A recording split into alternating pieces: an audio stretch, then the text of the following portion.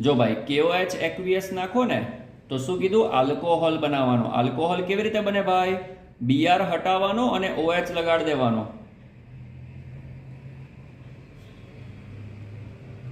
Okay, તો આવી નીપજ બનાવવાની. અને માની લે આપણે CH3 CH2 CH2Br એમાં આલ્કોહોલિક KOH નાખ્યો. આલ્કોહોલિક KOH નાખ્યો તો શું કરવાનું? આલ્કીન બનાવવાનું, મતલબ કે વિલોપન કરાવવાનું. અને વિલોપન કેવી રીતે થાય ભાઈ? હેલોજનની બાજુવાળો કાર્બન આલ્ફા, એની બાજુવાળો કાર્બન બીટા. બોલો, બીટા પરથી એક હાઇડ્રોજન ઓછો થઈ જાય અને આલ્ફા પરથી હેલોજન જતો રહે. તો વિદ્યાર્થી મિત્રો, આનામાંથી Br ને કાઢી મૂકો અને આનામાંથી એક હાઇડ્રોજન ઓછો કરી નાખો તો શું લખાશે?